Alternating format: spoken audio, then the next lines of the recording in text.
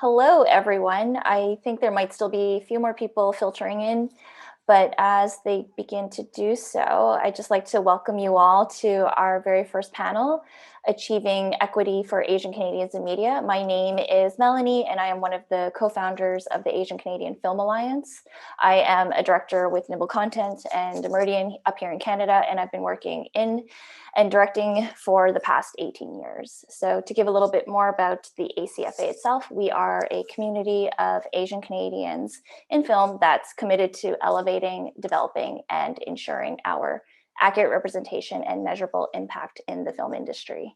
So before I go into it and introduce our panel, I'd like to first, as host, acknowledge that we are in Taka, Toronto, and we are grateful to be living and working on this land.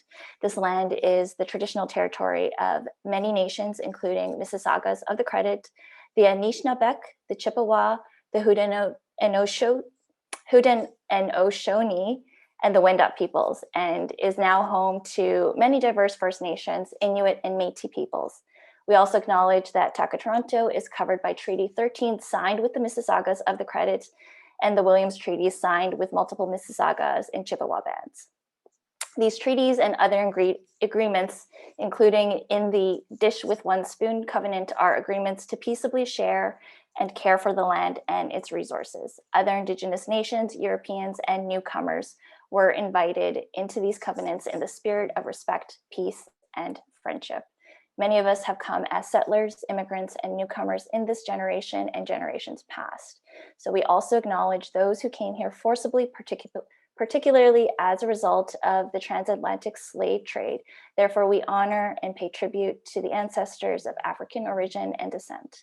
So we encourage all of you to visit nativeland.ca or download the Whose Land app to find out more about the lands of which you work and live. All right, so again, before we jump right into it, I'd like to just acknowledge just a few housekeeping notes.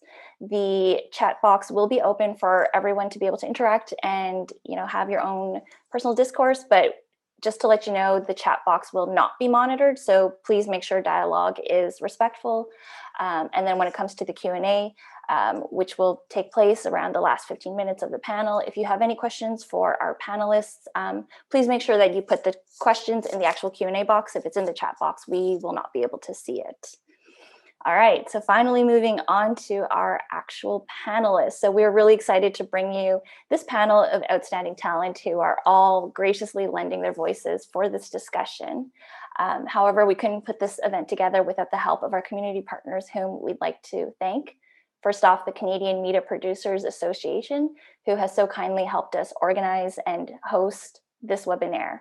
We could not have asked for a better partner for our first event. We'd also like to thank the Racial Equity Media Collective, the Canada Media Fund, BIPOC TV and Film, the Mosaic International South Asian Film Festival, the Vancouver Asian Film Festival, the Toronto Real Asian International Film Festival, the Vancouver International South Asian Film Festival, and the Fascination Film Festival for their boundless support. We'd also like to thank our media partners, Playback Magazine, Rice Paper Magazine, and the Asian Canadian Writers Workshop. Now, finally, moving on to our esteemed panelists, we have ADEEL SUHRWARDY. ADEEL is a Pakistani Canadian known for his work as writer, producer, director, and actor in the TV series Mangoes and the television film The Early Days. ADEEL is also a contributor to the Huffington Post. Everyone, please welcome ADEEL. Next up, we have Jean Yoon. We are honored to have the incredibly talented Jean, and she began her acting career in the 1980s and has been active as a cultural equity advocate since the early 1990s.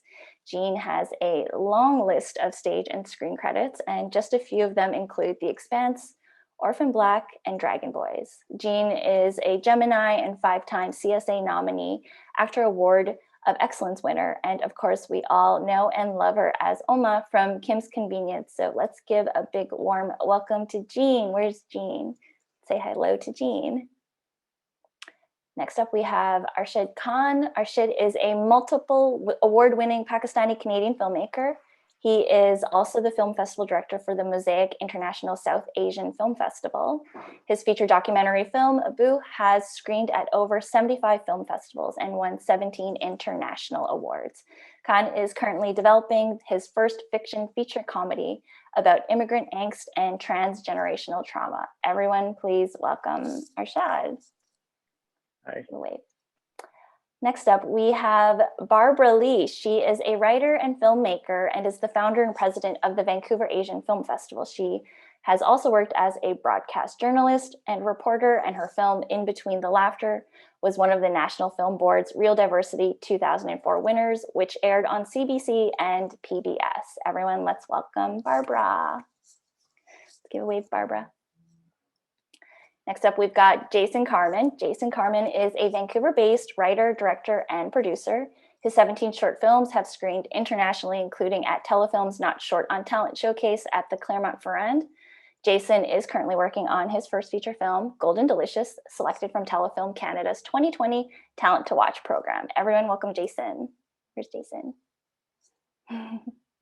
Next up, we have Andrew Chung, who is also an ACFA co-founder. He is a writer, director, and producer, best known for his feature film White Elephant and the digital series Millions.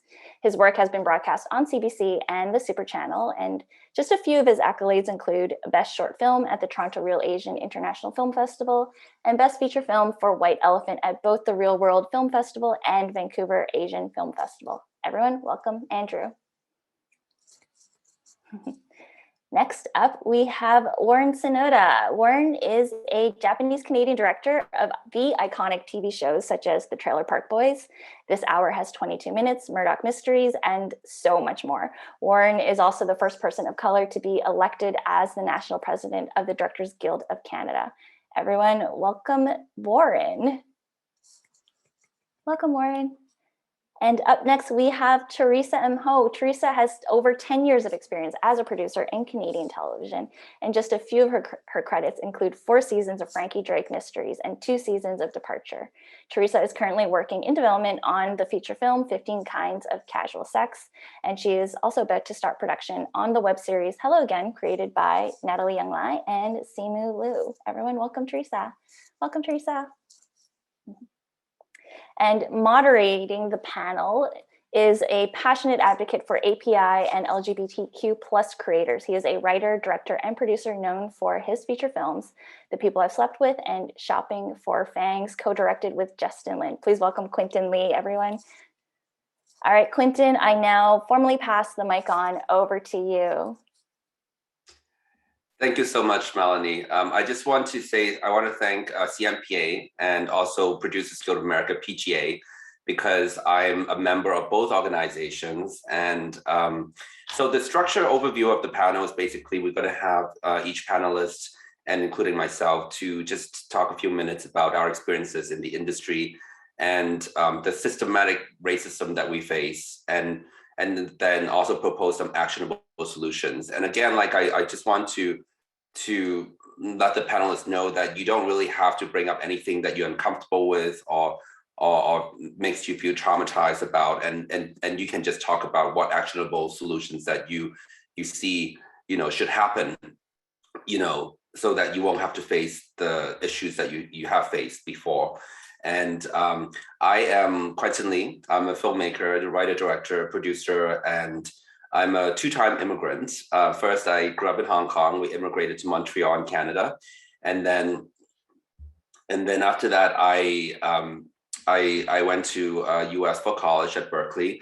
Then eventually I became a Canadian immigrant in US as an American immigrant. So I have a foot in each country, and my dad is currently in Vancouver. So I do go back to Vancouver all the time. Hey, Warren, you made it. I'm really excited that Warren is here finally. And yeah, so I'm sort of like, especially for this year in North America, there's like a lot of, because of COVID, there's a lot of like Asian hate that was going on. And so in the US, we're very much aware of, the level of racism that, because of the Atlanta shooting, it brought up this kind of like incredible awareness towards racism that Asians face in this country. And I think it's finally, hopefully, coming up to Canada. And in terms of my career, I went to film school in 1993 and at UCLA, and it's been almost 28 years. And during film school in 1996, I made a feature called Shopping for Fangs with Justin Lin, and then went to Toronto International Film Festival in 97 with the film. And that basically kickstarted our career as filmmakers. And again, like since 1997, the film premiered, I've tried numerous times setting up projects in Canada, trying to work, getting hired, but I've never been hired at all. I've never made a film up in Canada. So I ended up actually, just staying in the US and keep making my own projects, and ended up directing and producing a dozen features and then 3 television series. And then this panel came about when I got reunited with Andrew Chung, and we were just chatting, and because he started the Asian Canadian Film Alliance, and I was saying, hey, who's running this thing? You guys have it's really cool. And then he's, oh yeah, I'm one of the founders. I was like, great, and maybe we should do a panel. So I reached out to CMPA, and then this panel came about, and I just wanted to quickly tell you like the two kind of like systematic racism experience that I've had was a few years ago. I was basically asked to consider directing an Asian Canadian TV series that's created by a white Canadian woman, and also she's the lead writer also. And so to direct the 2nd season perhaps. And apparently this showrunner was a fan of my work since 1997 when she saw Shopping for Fangs at the Toronto International Film Festival. But when push comes to shove, I got passed, and then they ended up hiring the French Canadian director who directed the 1st season. And I was just curious, like, well, how could he be a better choice than me when this is an Asian Canadian show about Chinese Canadians in Vancouver, and this director is French Canadian. Doesn't understand the culture, yet doesn't even, and the show is also 50% in Mandarin or Chinese, and I'm fluent in both Mandarin and Cantonese, while this director needed to use an interpreter.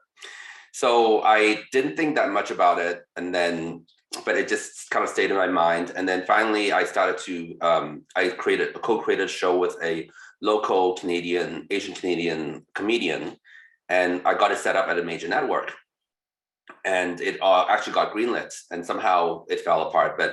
But after it got greenlit, the executive said, oh, God, Quen, you guys are both Asian, you guys are both men, in our company, in our network, we take gender parity very seriously.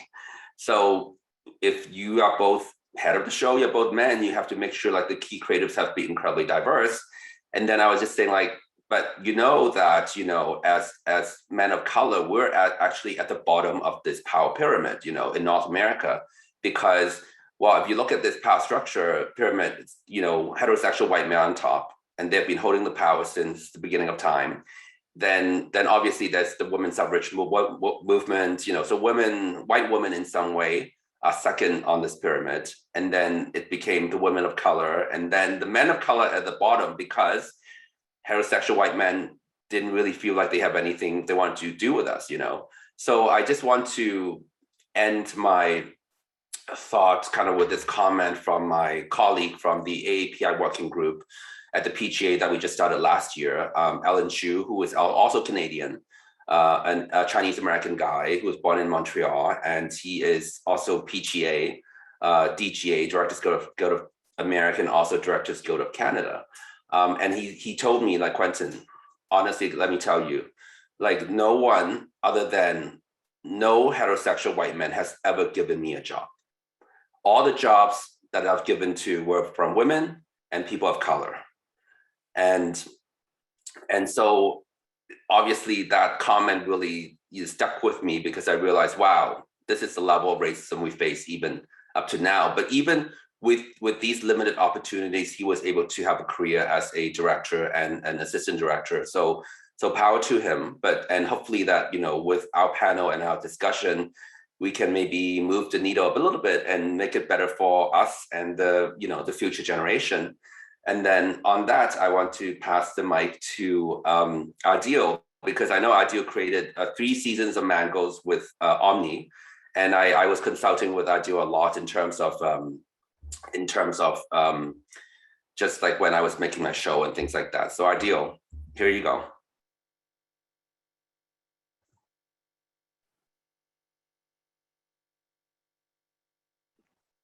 Oh, and you're just muted, ADEEL. Get the first media award of the day. Yeah, you're still muted. There we Testing. go. Testing 1, 2, 3. Works better? Okay. Yeah, I've already lost my voice, so mute or unmute doesn't matter. Well, thanks, Quentin. And hello, everyone. Great to be here. I'll keep it short and won't spend a lot of time on my other projects that I did in other countries. I'll just talk about Mangoes and provide a bit of context in terms of experiencing or producing a network show here in Canada. The idea of Mangoes came to us in 2005, and after a few rejections from various places, we self-financed season 1 as a web series in 2010, early days of video or streaming services. And in 2014, we did season 2, and we got some great reviews. It became the most rated, top-rated, most favorite, most viewed video on YouTube in Canada on the day of its promotion release. And the series went on to broadcast in many countries, including the US, UK, Japan, Norway, and here in Canada too, through Amazon, and also through foreign broadcasters. And eventually it was picked up by a Canadian broadcaster, where we developed it as an original series. The journey of producing a television series is not very different to the experience that many of us filmmakers and storytellers have experienced. Rejections for reasons like not good enough, audience size not big enough, not commercially viable, not sure if there's an audience for it, so on and so forth. I think we have all heard something like this. It was always as if I was asking, give us a chance and we'll prove ourselves. And sort of the read between the lines reply would be, prove yourself first and perhaps then you will get a chance. So now comes the lesson of getting a network show. And one of the most profound lessons that I learned from this exercise, this whole process of rejections and eventual approvals, is the importance of having industry mentors. These mentors could be from any background, from any ethnicity. And I feel they are such a big support system. Mentors who believe in you, who either push you up or pull you up, and mentors who are going to be our allies. When we were greenlit to do the show by the broadcaster, we made a concerted effort to take the guidance of these mentors and made sure to take their advice like really seriously, as they were a lot more experienced in navigating the media landscape in Canada than us. And even during building our production team, we consulted them, we took their suggestions, we made which made our the whole process run really smoothly. And surrounding ourselves with such team inherently taught us a lot about the process of filmmaking, producing, finding broadcast partners, funding partners, relationship building, which in my opinion is the most crucial. And although the definition of Asian, who is South Asian, who is East Asian, who is hyphenated Asian differs, but we all have the same goal of telling authentic stories in an authentic voice. And having allies from different backgrounds especially, is so very important, that these stories just don't end up staying within us or within our echo chambers, but we are able to share it with a much wider audience, wider as in WIDER. So to make sure my pronunciation doesn't start a controversy here. So that was my learning experience of producing a network show. And so thank you for listening. Quentin, over to you. Thank you, ADEEL. I mean, I just want to say that, what ADEEL talks about, it's like the kind of support from peers is really important, because I barely met ADEEL for a few times, and then I was producing the show and I was calling him and my producers calling him. We're trying to figure out, what do we do with these things? There's all these restrictions going on with gender parity. How do we, hire the people that we want? But with that, we're going to pass the torch to Jean, who actually is in 2 historical Asian Canadian series, Dragon Boys, which I've seen, and a lot of my friends were in, and also the latest Kim's Convenience. Mm-hmm. So I started my career as an actor in the 80s and was also sort of writing theater and all of that, and then really focused on film and television as a performer, starting in the late 1990s, mostly because I wanted to have a kid. and I needed to spend less time working and I needed to make more money in the time that I was doing it. I want to share a couple of quick anecdotes, which all kind of string together. And one is that in 2002, I applied to the Canadian Film Centre for the CTV Primetime Writing Program. And the question I was asked at my interview was, so we see, it was a white guy, by the way, nice guy, but anyway, he's, you see from your writing samples, like the kind of writing you want to do, the kind of characters you want to put on screen. That's great. But could you be hired gun? Like, could you really write characters that aren't, Asian? Yeah. Could you do that? It's like, so right off the get-go, the POV, the framework is, can you write within a white male context? So my answer was, are any of these characters human? They have feelings. Some of them women. Have they had their heart broken? Do they have dreams? Do they have ambitions? I think I'll be fine. I got in.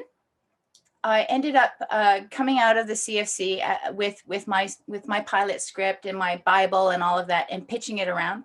I got a producer, had a writing partner, pitched it to a major Canadian network, and there were 3 women. One of them was a woman of color, and they were very, very warm and receptive. But what they said was, look, we got to be frank. We love it. We just love it. But we can't take it upstairs to the big guys if there isn't a white male character in the lead ensemble. We can't. It just won't go anywhere. So there's that. Fast forward to 2016, and I'm doing Kim's Convenience now, the TV show, after having done tours of it for almost, at that point, off and on for almost 5 years. And we have a writing team of our playwright, our Ince Choi, and his mentor, or whatever, Kevin White. And we're told that they're co-creators, and we're told that over and over. It's Ince and Kevin. It's Ince's vision, and Ince is always promoted as the vision of it. You'll notice though that Ince stops doing any publicity after season 1. He just disappears, because Ince was never the showrunner. In season 1, he acted like the showrunner, but he was never the showrunner. If you have IMDb Pro, you can go onto the Kim's Convenient web page now, and you will see showrunner Kevin White. It took us 4 seasons to figure that out. Actually, but through season 4, I thought so, but I wasn't sure.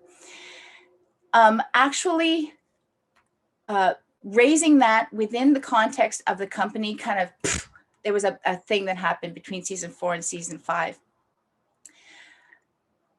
And that at that time, our company the cast came together, and we were able to finally see all of the scripts that were planned for season 5, because prior to that, we as performers were never included in the, though we begged for it. We begged for meetings or some kind of debrief between season with the writers.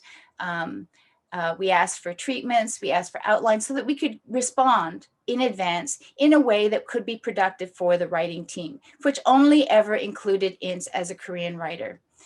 The balance of our writer's room it started out gender parity, but it was always a gender we never achieved more than 3 writers of color in the writer's room. Though season 5, when Ince took over, it kind of got parity, but the younger writers that were story editors, they were young. But anyway, that was an improvement. But the balance of power always ended up being, there were always more men than women, and there are always more white people than people of color. So the POV increasingly became that of the white male POV. And I'm so proud of the work that we did, but I was also incredibly frustrated because with a sitcom, you have a structure, a character structure that generates stories, right? What happened with Kim's Convenience was that character structure got changed. Janet was moved out of the house. In the play, Janet is 30 and she's still living at home, because that's what Korean girls don't leave home unless they're married. Their parents won't let them, and the rent is cheap. right? And a Korean mother will want their daughter at home until she marries, even if she, anyway. So they moved her out. They changed it into 3 shows. We had the Handy Car World, right? The office comedy, and we had Three's Company in Janet's House, and then we had the Mr. and Mrs. Kim show. But basically, the family structure that generated the authentic stories was being dismantled. The reason it was being dismantled was to stabilize certain characters who were satellite characters introduced, like primarily Gerald, the white guy, and then Shannon, the white girl. They did it so carefully, so subtly. But the big thing I noticed as a performer that made it difficult was the questions that seemed to generate story ideas were no longer what would Mr. and Mrs. Kim do? What is a story that really happens in Korean Canadian families? The questions that seemed to generate stories were, wouldn't it be funny if? Wouldn't it be funny if? And that's that. But the question is, what is funny is very much identity based and very much politically based. Because, for instance, a man who slips on a banana peel, haha, that's funny if it only happens a few times and it doesn't hurt.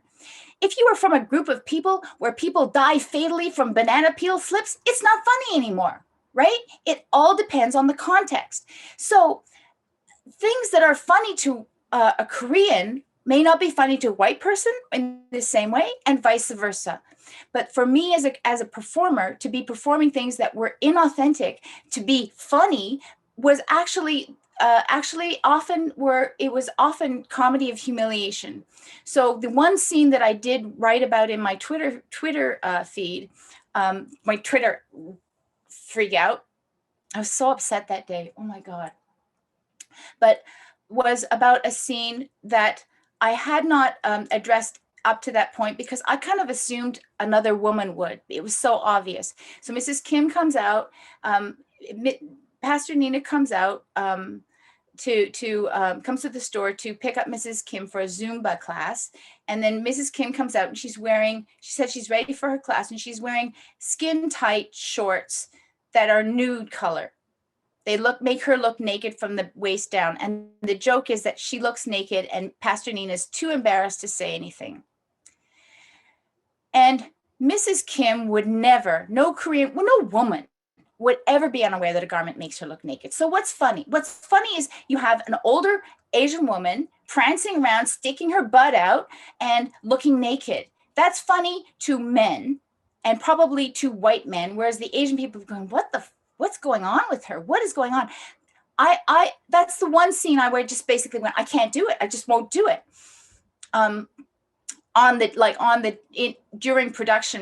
During actual production, because mostly I was able to do it beforehand. And the thing about that scene is that scene would have aired just a few hours after that shooting in Atlanta, Georgia. That shooting targeted Asian women who were sexualized. And actually in my letter to Ince, where I asked him to cut it, I said, one, that women wouldn't, no woman would be unaware that she looks naked. And 2, stripping someone naked is the first act of public humiliation before rape and violence. So what are we saying? So I have a real problem with the question of what is funny, because what is funny is a hugely political question. And that is the end of this rant. So that's I have more to say because I have systemic racism. all over the place, but I'm trying to keep it narrow. The white male POV is, we've had enough. Thank you, Jean. And of course, it's really a slap to Asian Canadians' face to spin off the only white female character from Kim's Convenience into a new show. So with that, I'm going to pass the mic to Warren Sonoda because he's back. What are your thoughts? Thanks so much, Quentin and Jean. Thank you for that. I mean, you're seeing it in the comments, how much respect you're getting for being transparent and talking about these very difficult things. And shout out to the entire panel you've assembled here, Quentin. And a shout out to the attendees. I mean, there's a whole all-star panel in the attendees as well. So hello, everybody out there watching. Just for me, I just want to talk about 2 things. when talking about systemic racism, and I want to talk about something that's more inward because for a large part of my career, I feel that I kind of fed into the machinery that, you know, created this thing that we're in that I'm a Japanese Canadian director. I had made 10 feature films, and I had never cast a Japanese Canadian in the lead. And maybe it's unique or specific to Japanese Canadians because our story, our narrative, my mom and dad's narrative is tied so closely to World War II and the internment that when they relocated to Hamilton and raised 3 boys, I was the youngest of 3 brothers. You know, they named them Ron, Bob, and Warren, you know, 3 of the whitest names you could figure out to name your sons. And the race to assimilate to the culture was real because they didn't want us to stand out. They didn't want us to be bullied or picked on. They didn't want us to rock the boat in a very sort of Asian fashion, but specific to the Japanese Canadian experience, because heaven forbid the RCMP come in and take their children away again and put them in camps.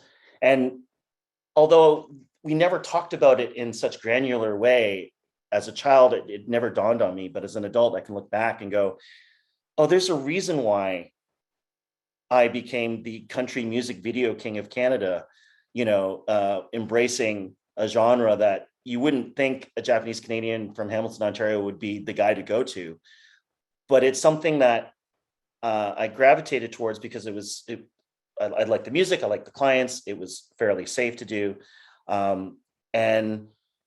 But within all this, I didn't embrace who I was. And when I see something like Kim's and the performance that you do in it, Gene, and a lot of the work that our other panelists have been doing, I realized in my 40s that there was a huge world that I didn't really address, which was who I was. So in my 11th film, which was Things I Do for Money, me and my co-writer created a movie about 2 Japanese Canadian brothers from Hamilton, Ontario. It was Hamilton is Hamilton. But it took me 10 films to get there. And it took me how many episodes of TV to go, I'm a part of this too. I'm as responsible for the machinery that's around us as everyone else. And I have to do better. I must do better. And coupled with this, the last thing would be for those of you that are out there, especially watching this. And again, we have Krista Jang and Hide Ishii and Christopher Yip. And, you know, we have the next wave in the attendees. I say this. So the other part of what I do is as not just filmmaking, but I'm the president of the Directors Guild of Canada, is for those of you that think that it's not your time or you don't have enough time or you're not worthy enough to run for significant positions on boards and whatever, I say this is, we can complain all we want, we can talk about these issues, but if you don't step up when you're called, we lose the momentum of actual real change. Because when I'm sitting there at tables and I look at other presidents and I look at other chairs and whatnot, and if I'm the only voice that's different, it's hard. It's just hard to amplify things that come naturally to us, I think, as perspectives. And I say this to the next wave of filmmakers coming up and storytellers and actors and creators is, do your art, do your work, but when you get a chance to serve, I highly recommend you do, because we need you on boards. We need you in C-suites. We need you in positions where you can affect change, because at the levels we work at, we're dealing with governments, we're dealing with big legislations like C10 and everything else. And those are real things that can change entire generations of storytellers. And we need you. We need your voices. So don't think you don't have enough time, because none of us do. You find the time, and you just need to kind of step up. So I don't know if that's specific, Quentin, to the questions you put out there, but I think there's a lot of work I needed to do when it came to my own racism and my own, shortcomings, and then the gentle push to get people to step up when the call comes. Yeah, thank you. And also, and also, like, we should all be joining DGC for sure, because and that's the only way we can actually change the system, is really joining the guilds that we belong to, and just like Warren becoming the president of DGC. So now we're going to go to Teresa, star producer, and here we are. Thank you, Quentin, and hello, everyone. I had to disappear for a minute because I was just racing home after a tech survey. And Teresa and I are working on the same NDA show together that we can't talk about. Yes, and Warren beat me home. So I was like, oh. So nice to see everyone. And I see so many participants in this, and it's such an important conversation. And I'm so glad we're opening this forum. I've been in this industry now for probably just over 25 years. I started as a young film student, wanting to be a picture editor, get creative, do all of that, and very quickly found that there were a lot of shut doors, and the doors that were shut were those catch-22s that where you didn't have the experience, but you can't get the experience because you didn't have the experience. So that was the world I faced when I was graduating as a film student. Eventually, I got the credits and the clout to move on, and I started my career in production accounting. I was the weird Asian that went to film school and then became an accountant. But in that frame, I was able to learn a lot. Eventually, becoming a producer was a dream, and here I am. But it was a long, hard-fought dream. That dream had a lot of shut doors. That dream wasn't quick. I often think that if I was a white male, my dream would have been a lot faster, a lot of fast tracking, considering by the time I was 28 years old, I was a production accountant on $30 million productions. And this was in the 90s. I was on $30 million productions. So, then fast forward 20 years later, I'm trying to get $100,000 for, from a funder. And they say, oh, you don't have enough experience after 25 years of working with millions. Not as the content creator, but because I was working for other people. So that was kind of the stumbling blocks. And I think a lot of us have felt that and have experienced those kind of stumbling blocks along the way. I think, one of the things I think about my most confident time when I was a producer was actually at TIFF when they brought the Asian Film Summit. And suddenly there were Chinese, Japanese, Thai, Singaporean filmmakers who were attending this film summit. And Jackie Chan was a speaker. And suddenly I was in my element, something that I hadn't felt in the many years in Canada as someone in the film industry. But suddenly when they brought Asia here, it became, I was suddenly accepted. So, these are trials and tribulations, I think, that we all have faced. And I hope that as we keep talking about this, as we talk about the systems, as we become part of the systems. I've been a DGC member now for 22 years, 21 and a half years.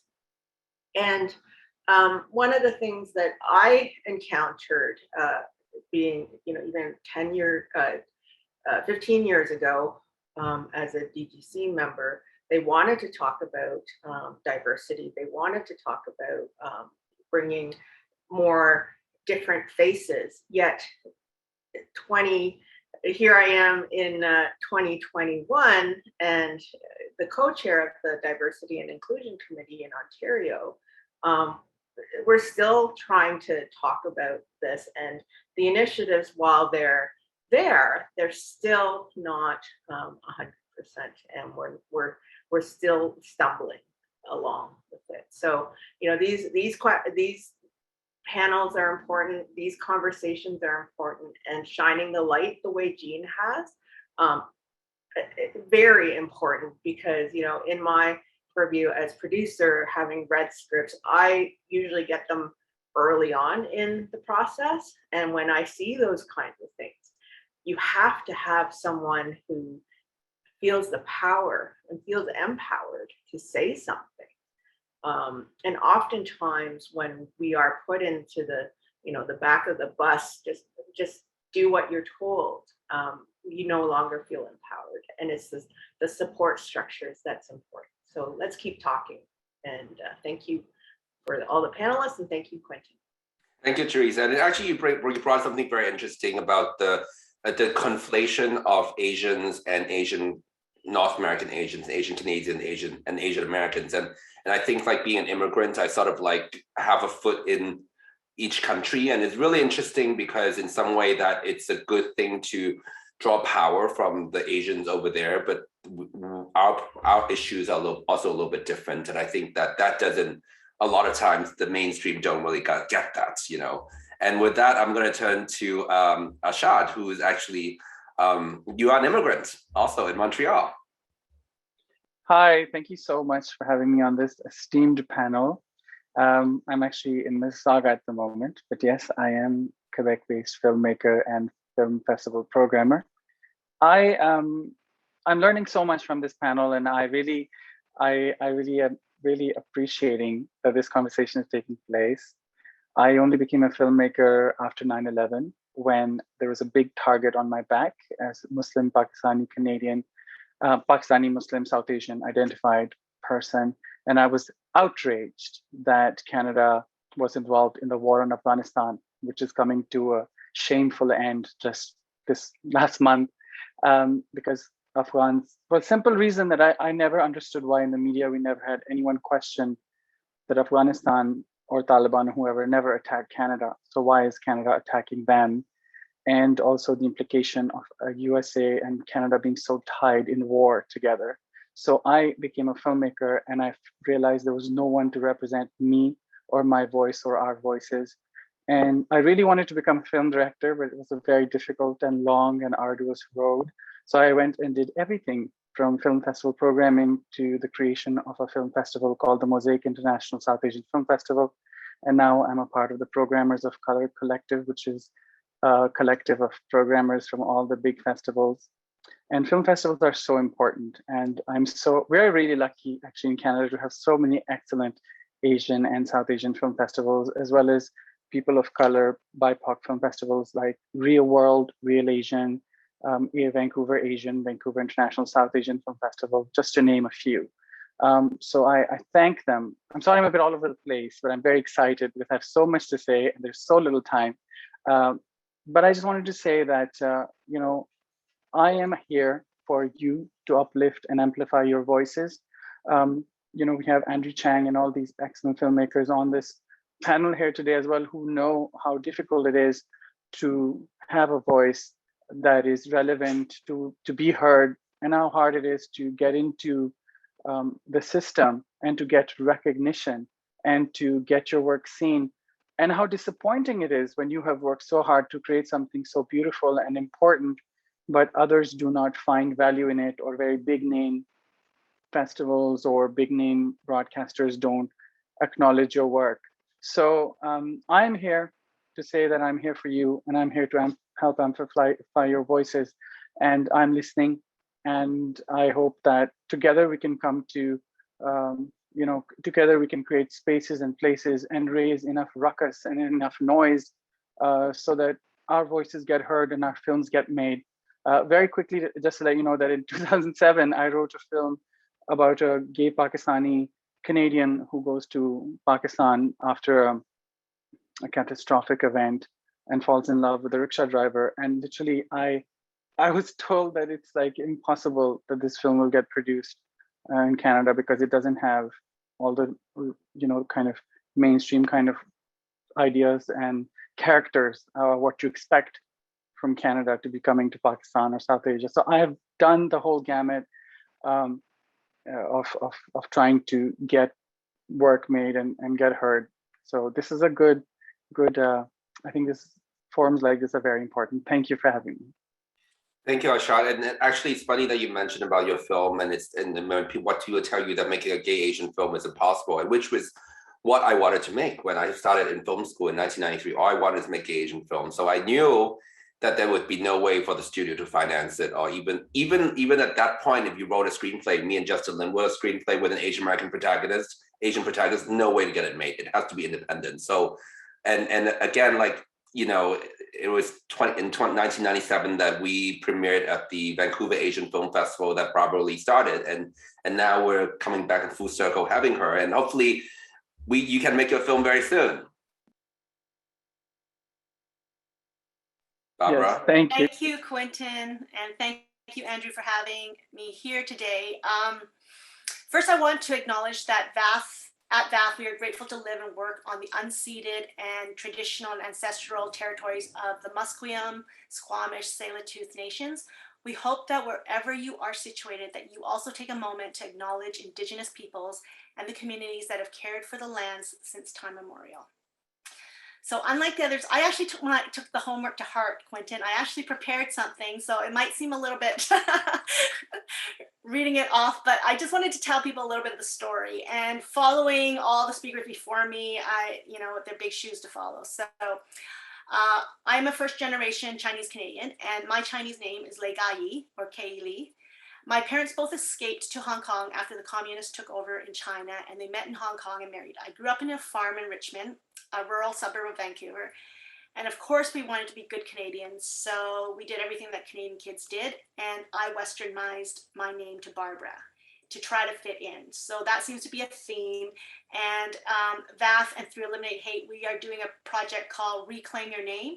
It's a good place to start for those who took on a westernized name to fit in, or who didn't, but then experienced some trauma because of it, or being made fun of. So, and to look at our own internalized racism and how much we've done code switching to try to fit in. So these are the things that we think are really important. So growing up, music was my first love. And when I was young, I actually thought Elvis and Cher were Asian, or else they looked like that on my black and white TV screen. So Lauren, I love the fact that you did country music videos, because I am just finishing a documentary and I went to Nashville to record my songs. So it was quite the experience there.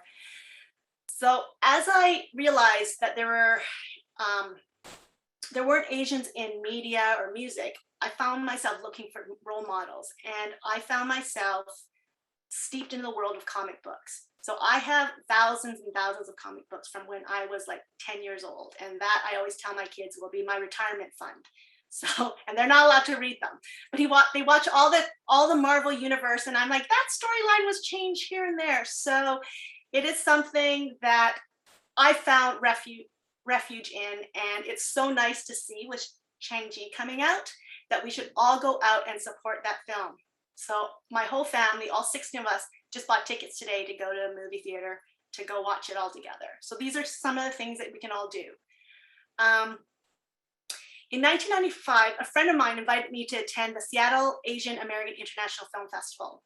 I had just completed my first short, and I was looking at different festivals to see where I could submit it. And the opening film that night was CBC's Runaway, starring Sandra Oh. And that was the first time in a movie theater that I saw somebody who looked like me and was, and had a three-dimensional character. And a side note is I actually auditioned for that part a year and a half before that. So that's sort of funny how things come full circle. And so I thought, okay, I would go back to Vancouver and submit my film into the Vancouver, whatever Vancouver Asian Film Festival was. And I realized there wasn't one. So then I thought, well, Vancouver has a large Asian population. This is not right. So let's just start one. I was super young and naive, didn't know what I was getting into, but you get a lot of stuff done when you don't know any better.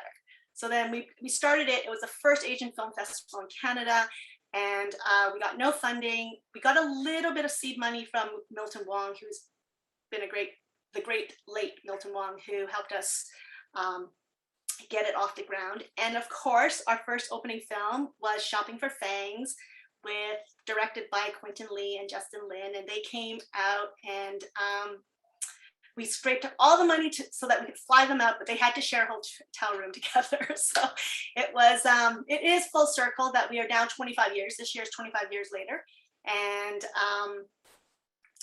it's unfortunate that all of this is coming to the surface. And I was asked to talk about some of my own personal experience. I have really been the face of that and doing a lot of advocacy work and elevating and amplifying Asian Canadian filmmakers. But in 1998, I was selected as a Fresh Voices to intern at CBC. He was looking for young and diverse voices to be part of the radio, CBC radio. And what I learned from that experience was that the experience really showed me how easily racialized contributors were marginalized or dismissed in the room. When I pitched ideas, I was like, well, you're only here because you're the diverse hire, right? You really didn't have the qualifications to be there. And so, or else they would ask my opinion when it was a story about the Asian community, then I had to be the expert for everybody. And we all know that the Asian Canadian community is not a monolith, but that's when they wanted to hear me. So it was quite lonely. And one of the things I really want to have people understand is that allyship is really important. And if you're in a room and there's only one person of color, to be a good ally is to support and give them space and give them the platform to speak. So then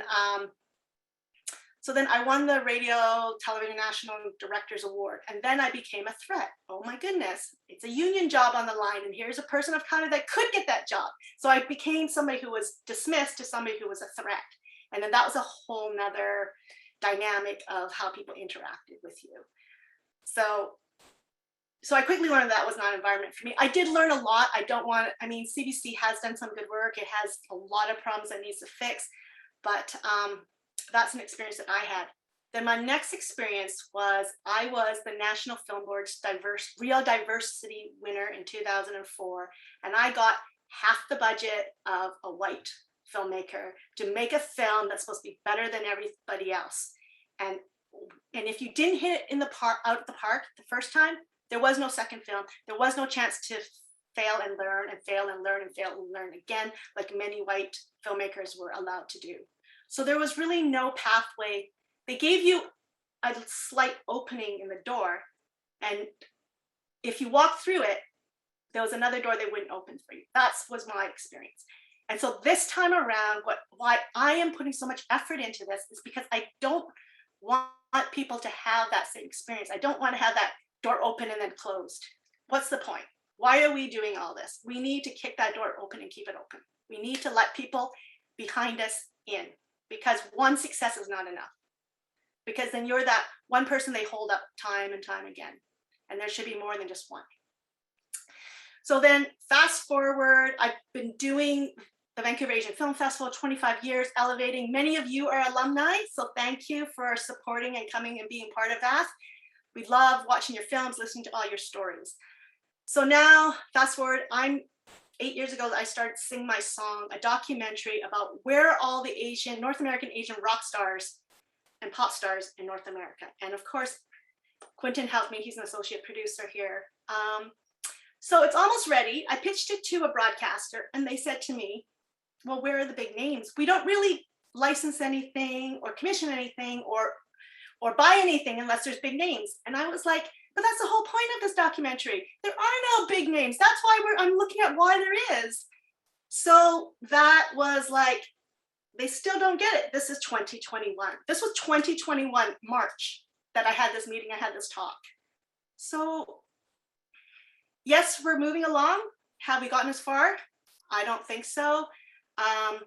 And that's why our next organization we are launching is the Racial Equity Screen Office.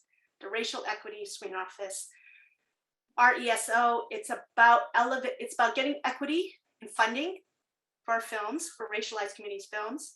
It's about elevating our voices, and it's about exporting, because our diaspora community has big markets, and we are not capitalizing on that. We're not looking into that. It's going to take time. I want all the filmmakers who've done work like ADEEL in other countries, talk to us, join us, because I think there's a lot of value in what we bring to the table. And we are about making a bigger table for everyone, so that we are not fighting each other for that one diverse seat. There is a seat at this bigger table for all of us. And the way we're going to do it is we're going to look at bigger markets that we have personal relationships with all these other countries. That's our value add. That is our talents and our relationships that is not being, has been overlooked. And I think it's our time to take a look at how we're going to do this. So actions for access and equity, I have 6 things. Like I said, Quentin, I did my homework. If you are a creator, write your Asian movie and TV characters that defy stereotypes, even if stereotypes are seemingly positive. Portray more Asian diversity. Feature more Asian TV and movie characters in positions of power and leadership on screen. Hire more Asians in behind-the-scene positions, writer, directors, studio executives, casting directors, producers, showrunners, filmmakers. Avoid framing content created by and featuring Asians solely as Asian films. And support independent Asian, Canadian, Asian, American films by going to see them, going to the festivals, going online. Use your consumer dollars. Join organizations like this, like VAF, like RESO, and educate yourself.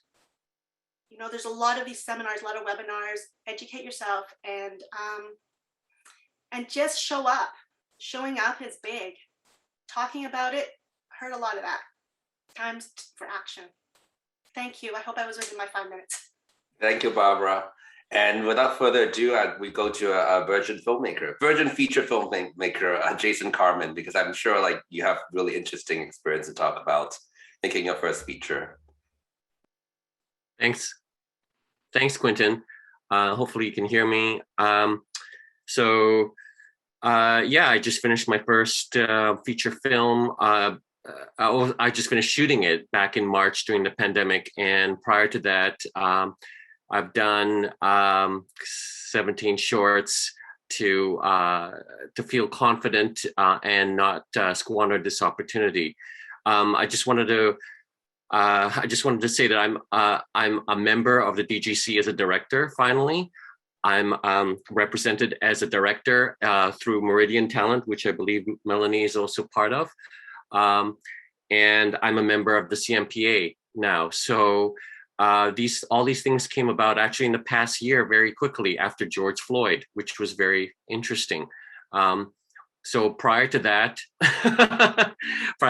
I was just continue to knock on doors and get rejection letters and keep my head down and continue to work diligently and believe in myself, all that stuff. So I'm a first generation filmmaker, born in Jakarta, Indonesia, Indonesian Chinese, and I identify as a queer Asian filmmaker. A lot of things, in the 1990s, I was trying to figure out my identity, what came first. My parents, of course, pushed me to get a serious career that will make money. So I was a geologist, and I'm very analytical, and that's what I based myself in. But it wasn't rewarding, and then I switched over to films because I've always been fascinated by stories of the earth, stories of people, of the human condition. But when I switched over, there was very little mentorship. Like what ADEEL said, there was I mean, the films that surrounded me were predominantly white, and I had very little access. There was no internet at the time, so it was just a lot of figuring things out on my own, which was laborious. And I have to say, my career has been self-taught. I've gotten rejection letters, and maybe a part of my upbringing was, don't stir up trouble, don't save your face, don't cause a scene, and so if I get a no, and I didn't understand the reason, or they won't tell me the reason, I just would keep my head down and continue working. I actually got I think I got 14 rejections at the Canada Council and for the Arts, and only last year I got in and got my first grant. And I still think it's because of what's happening today that made this possible. But beforehand, they wouldn't share with me any sort of feedback, and it was frustrating to not have that. So Mina Shem was one of my earliest mentors, and it was very brief, but I really appreciated her time. Basically, I was concerned about who I was as a filmmaker. Am I a queer filmmaker? Am I an Asian filmmaker? And then she said at the time, you don't worry about that. Just concentrate on making a good film, good storytelling, right? So I did what I had access to, which is doing documentaries. It was feasible. So I started as a documentary filmmaker, and then I graduated towards dance on screen films and then dramas. The reason why I'm mentioning this is self-taught education. I figured out what I needed to do in order to improve myself. This is what I had to do, and it has helped me as an educator. Now I work at different film schools. I finally got this piece of paper from UBC called an MFA that says that, hey, I'm a credible filmmaker, not a geologist turned filmmaker. I'm a credible filmmaker, so I can teach. And teaching is not a bad thing, by the way. So there's this stigma that teachers are failed filmmakers. They're not. It's just putting food on the table. That's what it is. So and it's hustling, and that's part of the process, part of the journey that I've learned to survive as a filmmaker. And two things I just wanted to summarize. I know I just went 5 minutes over. Is that as an educator, I realize we take for granted as experienced filmmakers all the knowledge out there. New filmmakers, emerging filmmakers do not have access to this knowledge. They do not know. So I think we have the responsibility to be good mentors, to be good stewards, and help emerging filmmakers find their voices, show them what is possible, show them that they can be a director and not just be a PA, a location manager. They can aim high, and it's possible. So that's one. That's one thing I wanted to address. And then two, I've always lived in Vancouver. I've always been outside the sphere of influence that is the center of Canada, that is Toronto, right? In terms of where films get funded and decisions are made. And I've accepted that. But one thing that I've noticed is during the pandemic, technology and these kinds of rooms have proliferated and have allowed us to be at the seat of the table, which I think is super important now. And I'm starting to not feel like an outsider living on the edge in Vancouver. So thank you so much for that. Thank you, Jason. And something I learned from Jason is that sometimes honesty is the best policy, and Jason is an incredibly honest person, gave incredibly honest feedback. And one time we're driving in LA, and he was late for a show that he bought tickets for at the Pantages. And we called in our car to the theater, and Jason just says like, hey, you know what? I'm so sorry, I'm from Canada. I didn't know traffic would be so bad, but I couldn't make the 2 o'clock show. Can you switch the tickets to a 4 o'clock show? And I was like, wow. And the guy just kind of laughed and changed the tickets for him. So I was like, yay, that's so cool. But anyways, without further ado, we're going to go to Andrew Chung, and whom actually I've met when he was working in film distribution back 10 years ago at the Horizons film distribution, right? And now he has a new feature, White Elephant, out, and you're hustling to get it distributed, right? Yeah, I mean, it's tough to follow up everybody. I mean, you had such great stories. I had such a good time like listening to your perspectives, and opened my eyes in a bunch of different perspectives that you guys had that are not necessarily my experience. I can just go through a little bit, try to go quickly through my experience. I started in film distribution, as Quentin mentioned. I worked in Vancouver for a few years. A bunch of you are good friends of mine.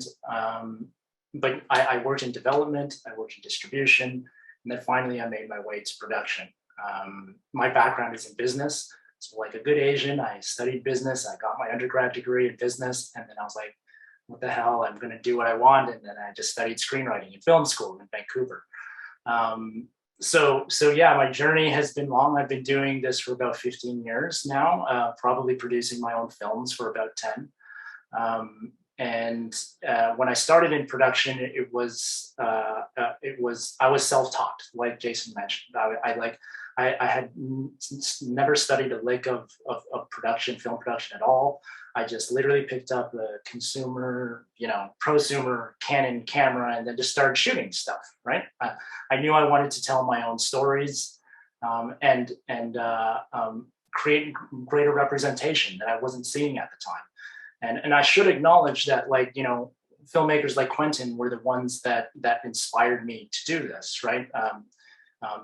It was Justin Lin, who he's worked with and Barbara knows very well. It was his film Better Luck Tomorrow that was like an epiphany for me. I remember very vividly sitting in a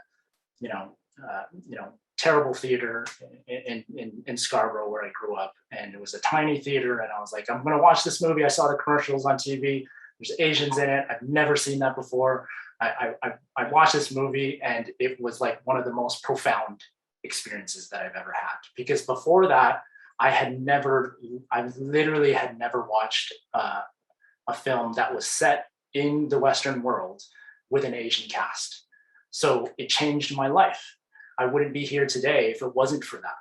And so the importance of filmmakers before us, like Barbara mentioned, is like huge, right? Like, I think all of us here, all of you today that are on this panel, I think we all sometimes don't realize how much we're inspiring that 15-year-old kid that wants to get into movies, right?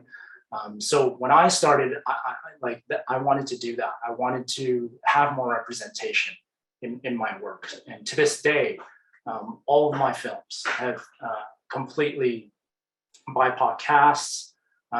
Mostly Asian, of course, because that's my perspective. And I stuck to my guns, right? Like 10 years ago, when I started my first project, which was called Millions, it was a web series, completely self-funded, did everything on my own, didn't know anybody in the industry. I was just like, did a Kickstarter campaign, and then I made it, and it was, it was kind of mixed reception, right? Like, because at the time, I feel like we're not where we are today. We were not, the audience wasn't receiving it the same way.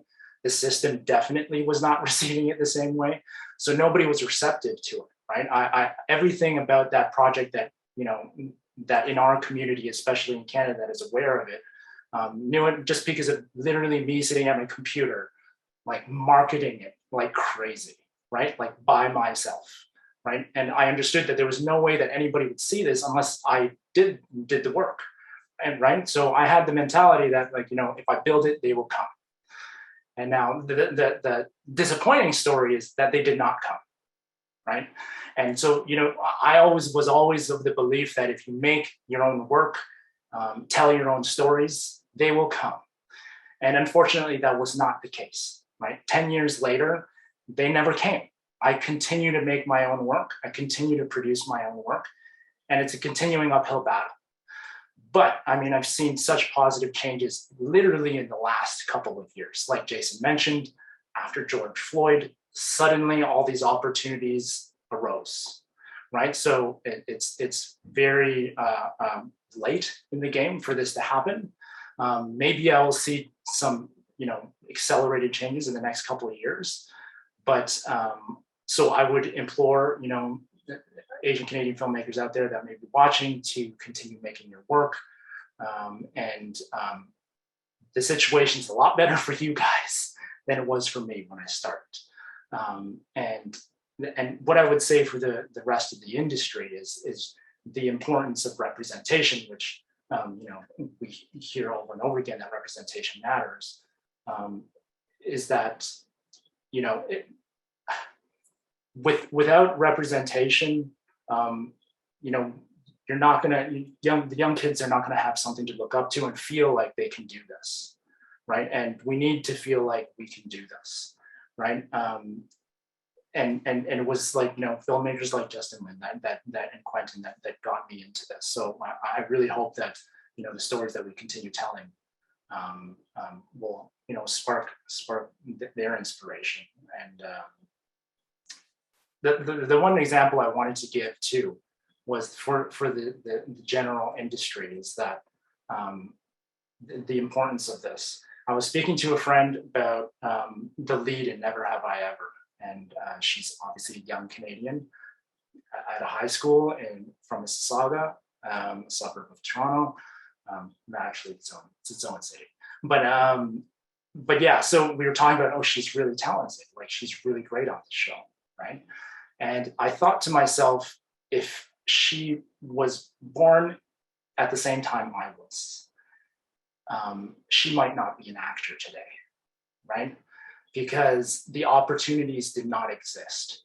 When opportunities don't exist, it doesn't matter how talented you are, right? You could be a genius, a brilliant artist, but if those opportunities don't exist, it's not available for you to flourish as an artist, right? So that's how important it is for the opportunities to be created for filmmakers in our community, so that the talent like that doesn't get lost, right? Because our lifespan as creators can only go for so long, because it's as we all know, it's not a financially stable career, right? So can we withstand 5 years of making very little money? Can we withstand 10 years?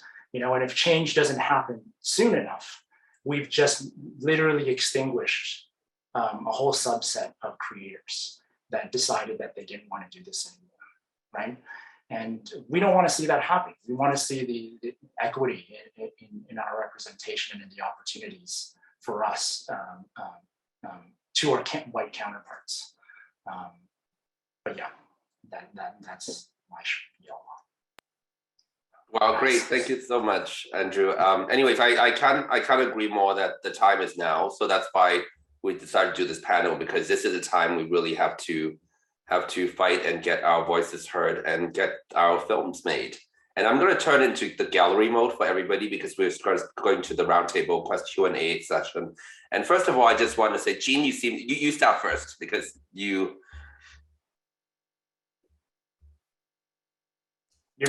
go ahead, because is there anything, I just want to ask, is there anything you guys really urgently respond to about each other's conversation? And we could start with that and then answer the questions. And we can probably go another 10 minutes to 4:20. So sorry, 7:40. So go ahead, Jean.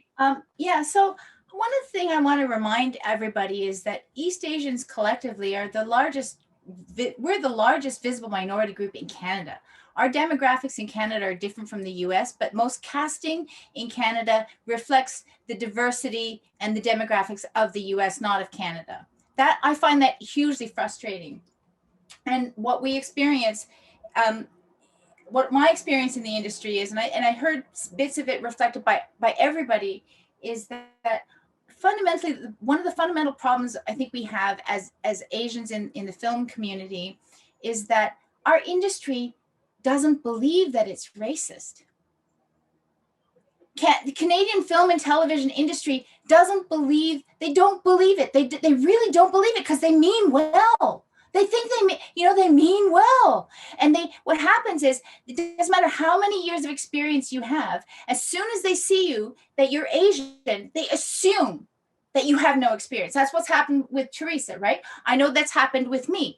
You know, a number of times, as soon as you walk in the room and your face is Asian, they assume you have no experience. The kinds of excuses I heard that were given to writers who tried to get into the Kim's writers' room were just like, it's shocking. And the value of having an Asian Asian experience and all of that knowledge, that cultural knowledge into storytelling is not valued at all. I've also heard white writers getting really upset and throwing basically like like Mega Karen Fitz, basically saying, "Are you calling me racist?" I'm saying, no, you haven't done your cultural research. Like, that's a different story. You need to do some research. You can't just write these stories and put an Asian in there, and it's not okay. If you do that, no, yeah, this script is racist. I'm not saying you are, but you know, if you want to, whatever. But the industry doesn't recognize that the way that they treat Asians in our industry is fundamentally racist. So you have closed doors, you have assumptions about how much we bring to the table, and they also devalue what the meaning of the erasure that happens when they put our characters on screen. That is unbelievably frustrating. And I think in terms of a recommendation, this kind of gathering where we can actually talk about it, and because this is the other problem, is that we as a community our first mode is to try and make our way through it, right? We try to bend a little, we try to persuade, we try to seduce, we try, you know, all of those soft methods of negotiating, and that's not enough now. That's not enough. And we need to demand it, because the things that the white mainstream likes to believe about Asians is that the nicest thing is cute. Simo put out a photo on Twitter and said of the Kim's family, said, "We're cute, deal with it." That one tweet got more retweets and likes than any other Kim's tweet, because that's the nicest way for white people to deal with Asians. The fact that we're here is to think of us as cute. That's the best we can hope for right now. I want us to think of us as human, and I want them to stop assuming that we don't know anything. I am tired. I'm 59 years old. Don't tell me I don't have any experience. Don't tell me I don't know. Don't tell me I don't understand comedy. Fuck you. That's what I'm dealing with. That's all. ARSHAD, did you have a comment, or should we go to Barbara? Yes, thank you, Jean. You're making me laugh. So funny, but it's so true and also tragic at the same time. But I also wanted to say that after 9/11, brown bodies and brown people were attacked mercilessly a lot. And now with COVID, there's been a rise in hate against Asians. So this is not just about survival or about finding good jobs or finding your work or getting your voice. It's about safety. It's about our voices. It's about humanization of the Asian identity and person. And so we have to fight tooth and nail and not let our voices not be heard and our our talent not be recognized. Great. Barbara? Thanks. I just wanted to say, I think the South Asian is slightly higher in percentage in Canada than East Asians. No? Because I just had okay. Sorry. I'm not going to, I just thought that was. But No, the other thing I was going to say is, that's fine. I'm no longer being nice. If you've read any of my protest letters to the Canada Council and then to the MP, Jimbo, they are not nice. I'm tired of being nice. I've been nice for 25 years. I've had it. And you know what? When I stopped being nice, we got funding. We got funding for the last 14 years. VAF got zero funding from the Canada Council. Zero. And over the 25 years, we got maybe 30,000. After I wrote that nasty letter, well, it's not, it's a true letter, we got 50,000. in another grant. So this is not the time. Nice doesn't work. Nice, we learned Canadians are nice, but it's not working. Like, we have to be truthful, we have to be strong, and we have to believe it. When we tell you this is what's happening to our community, believe it and do something about it. Because we're not going to sit here and be cheap labor, free labor for you. We're not going to do all the heavy lifting and have other people profit off our backs, because that's what's been happening. We're the worker bees, but we don't get elevated to the above the line. In corporations, we're not getting into the leadership positions. It's happening across industries. The entertainment industry is not any different. We need to stop being nice. We need to know our worth, and we need to stand and tell them our worth. Teresa?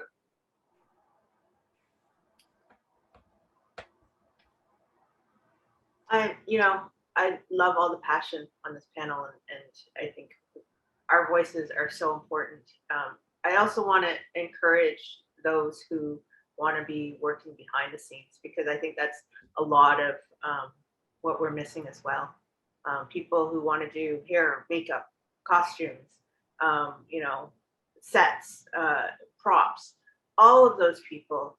I look around in the Canadian and particularly the Toronto market, and I go through. I'm a BBC member. I go through the BBC list, see what shows are out there, who's working on what, and I think I'm the only Asian female line producer working in Toronto who works on the TERESA shows, and that's wrong. It's not because there's not more of us out there. It's the risk factor that the broadcasters, the networks have against people who look like me has kept us out of that world and kept us in other worlds. So I encourage those who want to make a difference. I'm working with a young man right now who's wants to be a director and a producer, and I often look at him and go, "You still want to be a producer? You're seeing what I'm doing," and yeah, it's scary. It's frightening. You give up a lot of your life, but if you're passionate about it, step into this world, step into the network, step in and find your voice. And as Barbara's saying, get angry. Because my best work is when I'm angry and feisty, as Jean, you are feisty and fiery, and claim your place. That's what I want to tell everyone. You have a place in this world. I don't want to be alone. I don't want to be the only one standing toe to toe against the white male showrunner because he decides that an Asian girl can be fetishized. I don't want to be the only one there. I want you with me. So I'm standing here asking and encouraging all of you to join us. Great, thank you. So I think we can start answering some questions. This is a great question for everybody. This question is from Van Chu. He says, what kind of support system do all the panelists have in place to get through all these crazy challenges? So why don't we start with ARSHAD? So, you have multiple layers of support when you are trying to get your work out there, get your work made. I find that, for example, we've created the Mosaic International South Asian Film Festival, and we have panels. I answer everything that anyone ever asks a question on any of the different platforms. And I find the same thing with these other Asian festivals. They're very engaging. They answer my questions. And also, it's whenever you reach out to filmmakers, we Canadian filmmakers are a big community, especially the Asian ones. You can reach out to anybody from the incredible Warren to Teresa to Andrew Chung, and they will guide you. They will be your mentors because we know how it has been for us where we had no one to reach out to. And now you do. And I just wanted to quickly let you know that if you get denied a council grant, you can write to them and you can ask them what you could have done differently, or if the jury has any notes, they will give them to you. You fix those things, apply again. Then you do it again and again until you get the damn grant. You just have to be very persistent. And your support networks first start with your family, your friends, and then extends to the community. And film festivals are a really great place to get recognized, get to meet people, and to get the information you need to get your projects funded and your projects made. Thank you. Jason, what are your thoughts, since you are shaking your head? I was going to say the Canada Council comment about providing notes is at their discretion, and I have come across. I got less money than I had asked for, and I asked why, and the officer said, I didn't take notes. I don't have an answer for you, and that was his answer. I was like, are you serious? And it was just like, okay, we're going to do that. So I'm just saying that it's a luxury to receive notes. So going back to the question about support system for the panelists, in Vancouver, I would say that we're lucky to have such a strong community, independent film community here. People like Barbara Lee and have nurtured this community for at least 16 years with MAM and more, right? So thank you so much, Barbara. MAM is the Mighty Asian Movie Making Marathon, if you want to look that up. But what I was going to say is that I tried to, over the past few years, I've surrounded myself with colleagues that I could trust, and I could share work. And it's not necessarily people that I agree with, but I know that they're honest and they can provide constructive feedback, and I think that's what's needed.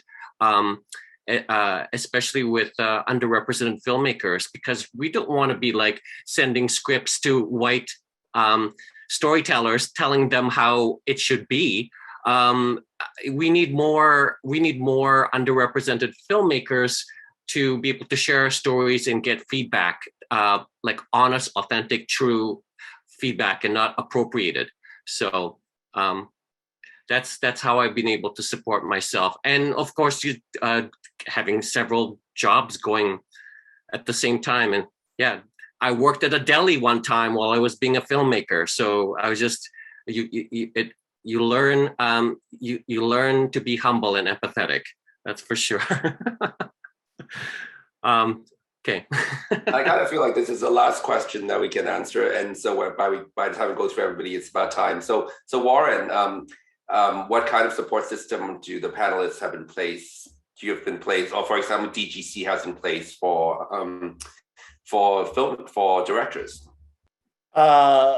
Myself personally, I agree with ARSHAD, where it's your friends and family. I mean, your inner circle is so important. And early on in my film school career, and I failed film school, but I was in a class that was fantastic. I just kind of made friends with the best people in there and kept in touch with them. And I still, to this day, still work with people like Jeremy Benning and Phil McLeod, and just phenomenal artists and cinematographers and creators. If this last 2 years have taught me anything personally, is your family so important. And this constant push for work and to do the work and to focus on the work, I think for many of us that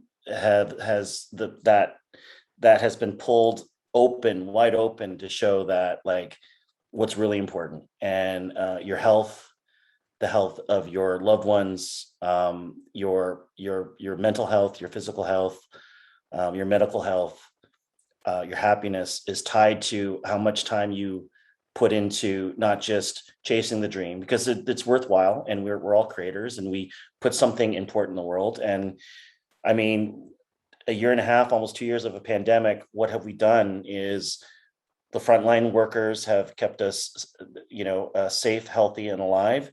But it's the artists, the creators, the actors, the writers, the producers that are putting shows out there that we've all kind of gravitated towards. And it's just as important for happiness and mental health to escape to, the screens in our homes as it is to make sure that we spend time with our families. So for me, the support system is my wife, Jen, my dog Scruffy, our inner circle friends, the film community at large.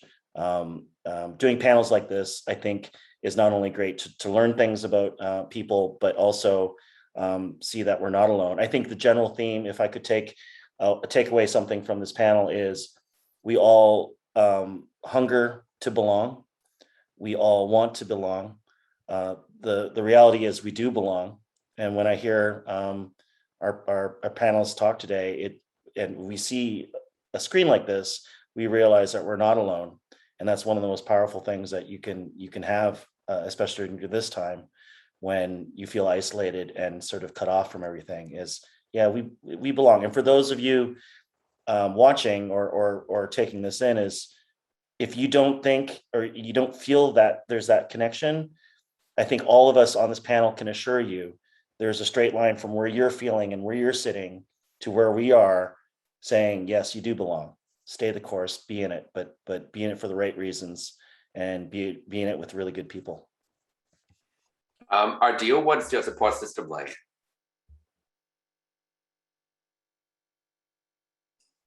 You need to unmute yourself, ADEEL.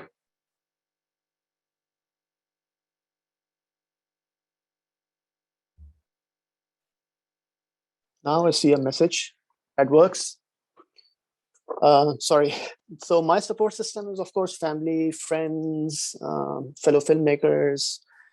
And since I talked about mentors and allies in the opening, I just want to share something. I don't know if it's our colonial hangover, since we were colonized in Pakistan and India. So I think what we probably I picked up from that is, in terms of getting mentors and support system, is if you have to deal with person B or C, rather than dealing with B or C, look for A, who holds the keys to the jobs of B and C, and make that person a mentor or an ally. Then B and C already fall in line. So it's a shrewd way of approaching it, but I think that's the most pragmatic way. Passion works, but we need to be a little more pragmatic when we are approaching a system that favors us. So that's my rant. And Jean, what's your support system like?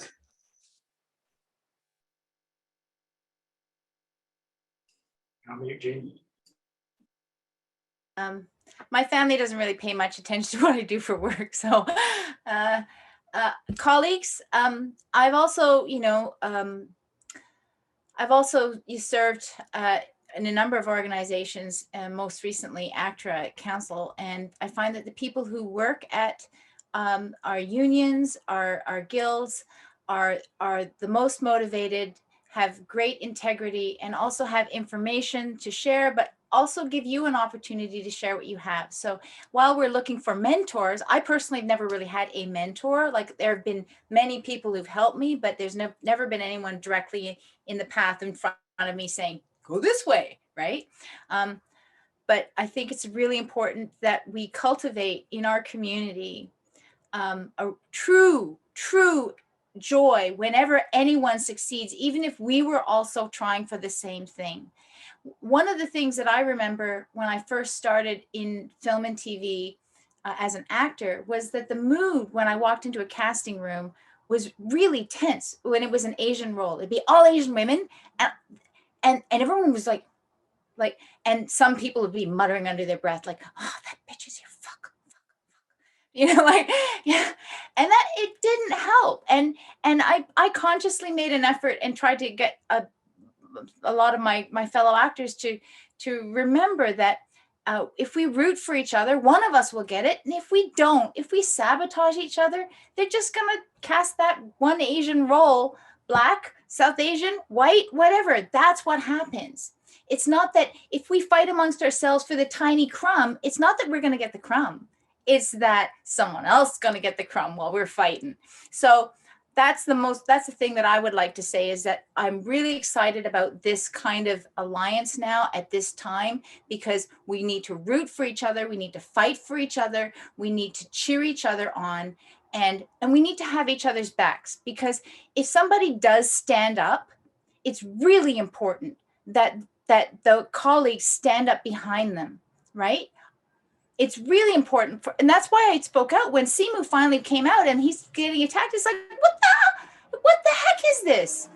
We need to be there for each other. And great. Go Simu. I'm very excited about Shang-Chi. I'm watching it Sunday. So Teresa, what are your thoughts? What's your support system? Like Jean, my family doesn't really pay attention to my career. It's like, what? You're not a doctor. But I have actually a very strong support system within the industry. I was actually quite lucky to come up the ranks with a lot of female entrepreneurs, female executive producers, production managers who, when given the opportunity, I could seize it. And they gave me the support to do that. Even being a single mother, you have a lot of obstacles that you have to deal with in this industry. And, women supporting each other has actually really helped me progress in my career. So I think, us women who often have all of these obstacles of children, family, partners, as well as the misogyny that is out there. When we support each other and we stand behind each other, when we see that happen, just like as Jean is saying, we can support each other, and that's how I've been supported. Yeah, I totally feel you, because I'm a single parent, and if I don't have daycare right now, I wouldn't be doing this panel. So Barbara, what's your support system like? Well, I built a support system. I would say VAF is a family. I always talk about it being a family, and that nobody really leaves VAF, and we can be dysfunctional sometimes, and we can have our arguments, but we always come back and break bread, because food is a big part, and sharing a meal is a big part of what we do. And even when in the lean years, and even now, we can't pay somebody, we'll feed you, right? We'll bring food and we'll feed you. And we have battle stories. And I really love the point that Jean and everyone was saying, is that we have to have each other's back. There's no point of fighting. There's a success one time, it'll be your turn next. Everyone will have their turn. There's enough to go around. We should get out of this scarcity mentality, because that's one of the things that's Riso's core, is the scarcity mentality. There's an abundance. We just need to be the ones to show the abundance and look for the abundance. And through that, with our relationships and the way we support each other, that if we can approach it, then we will have the kind of supports that we all need. Great, and then I'm going to let Andrew wrap up, because you are the one of the founders of the Asian Canadian Film Alliance, and also this recording is going to be on your YouTube website, right? So, and also it's going to be on am.tv, so we'll both post. Yeah, it'll be available for everybody to watch on our YouTube channel. But yeah, I'm so inspired, and thank you guys so much for being a part of this discussion. Like, you inspired me personally. We know this is a tough business, and sometimes I think, as some of you mentioned, that it feels very isolating. And it's just, sometimes we need that reassurance that, like, there's others in the community that are experiencing the same things, the same hardships. So it's a good reminder to me to keep my chin up, because the industry is very hard, right? But my support system has been my immediate family, my wife, my baby, my mom and dad. But the film community, the Asian film community specifically, has been a huge part in keeping me going, because it's the only way that I don't feel like I'm alone. Like festivals like BAF, like Mosaic, right, which amplify our voices, that actually have a huge impact on encouraging us and making us feel like our stories are valid. Because that was one thing that I didn't mention, which is, like, I feel like there's been a lot of focus lately on funding, where, you know, the representation in funding and diversity in funding. But I think the part of the equation that is often missed or overlooked is distribution, film festivals, and agents. These are huge gatekeepers to our filmmaking careers. And when there's no representation in those subsectors, like, there's no chance for us, right? We all know that, like, if festivals like TIFF and Sundance we don't get into, nobody's paying attention to us, right? Like, if we're not a Vimeo staff pick, nobody's paying attention to us, right? So it's BIPOC festivals that give us any sort of validity as storytellers, right? Without them, I wouldn't be here, right? Like, without them, nobody would be telling me that my stories are valid, right? Like, because it's the larger systems that have created this whole problem, right? It isn't just, we can make films with all the funding that we want, but if nobody is distributing our films and nobody's putting them in festivals and agents aren't taking us on, then we're not getting the work and our careers just slowly die, right? We can get $1 million to make a movie, but if nobody wants to put it in a festival, nobody wants to distribute it, the customers are not seeing it anyways. So it just defeats the entire purpose. So, I mean, I just hope that people don't forget how important these film festivals are, how important these distributors are, and agents. Like, there needs to be, you know, larger representation in all those sides of the business as well, right? Like, you know, I was talking to Melanie about, like, you know, what can be done, and you know, she kind of had this thought that, you know what, like, these BIPOC festivals need to have like strong partnerships with the gatekeepers like TIFF. You know, maybe they curate films for TIFF. You know, like, the best films that come out of these BIPOC festivals immediately go to TIFF. You know, if we had a through line like that, then, you know, there's a direct line that BIPOC filmmakers can feel like, you know, there's a way. There's a way. If our specific audiences feel like our stories are very strong and resonate well, then, you know, they got to be the line to the major festivals that really will take us international and take us to the next level, right? So, but that's just an idea, you know, just a pipe dream. I don't know, right? But yeah, I just didn't want that part of the business to be forgotten. Like, I often think, like, it's overlooked, because that's been a barrier for me, right? Like, I still don't have an agent. I haven't had a single agent in my entire 15 years of working this career ever approach me. Never. No one has ever sent me a message like, hey, I'm interested in your work. Never. It's never happened. And, like, you know, I'm either a terrible filmmaker or there's a problem in the system and the system is broken, right? It's one or the other. You know, I refuse to believe that I'm terrible, because, as Barbara said, you got to believe in our worth, right? I'm a valuable filmmaker, regardless of whether an agent comes to me or not, right? So that's what I'll end with. But I mean, I think it was very, very humbling and inspiring for all of us to come together. And I hope this can continue, that we can continue to talk. Well, great. On that note, thank you so much, everybody. And Andrew, I don't have an agent. I have never had an agent, so, but I do have a manager. So anyways, thank you so much. And thank you to ACFA for making this happen, because this is your first event. And thank you to CMPA for enabling this conversation and the technology to take place. And hope to see you all in person very, very soon. Take care. Bye. Bye.